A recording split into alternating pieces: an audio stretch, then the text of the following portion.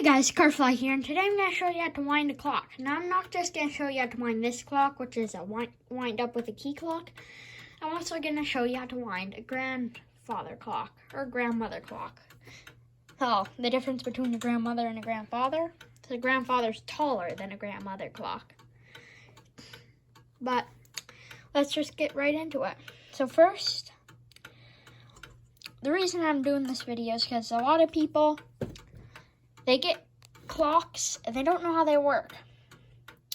So let's just say you first got a wind-up clock. Now you just got it. First thing you want to do is wind it. First, you take your key, you insert it into these little holes. Then you want to wind.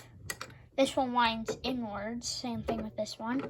And you want to wind it until it's tight, but not too tight. If you're unsure if you're tightening too tight or too loose, you just want to, there's the, so what powers the clock right there? Now you just want to wind your key until that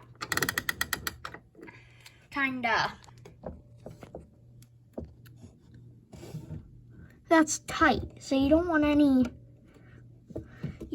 to be loose. You want it to be nice and tight, because this is what's going to drive your clock. This is a 7-day clock. You have to wind it every 7 days. Now it's really hard to overwind a clock. Oftentimes you'll break the key before you can overwind the clock. But you just kind of wind it up.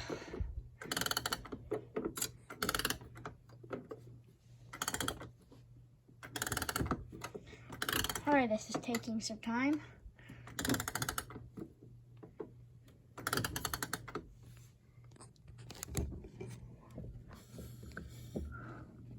Just kind of wind it up until it looks like that. And then if you're new to having a clock and you just wound it, don't lose your key. You set it to the right time. You have to start the pendulum. So this pendulum, it just sways back and forth, and you just have to give it a little bit of movement to get it started. And it'll start making ticking sounds, then you can close the back of your clock. Then you're good to go. Just set it to the correct time, shut the glass, and you're good. Now, if you have to wind a grandmother clock or a grandfather clock, this is a grandmother clock. Sorry, it's Christmas time. I have a decoration on here. This one has a chime and silent. Let's say you just got this clock. Let's say you hung the pendulum up, put the weights on. Now how you wind this is, what you do is you kind of support the weight with this hand. You relieve a little bit of the pressure on the chain, and then you wind it up with this hand. You just kind of, I'm just going to have to keep you guys right here for a second while I wind this. You don't want to wind them too high. Like there, I just wound it too high. It hit the top of the clock fan. And then you just take your pendulum, shut the glass, and you're good. And you'll have to wind these two if you put it on chime.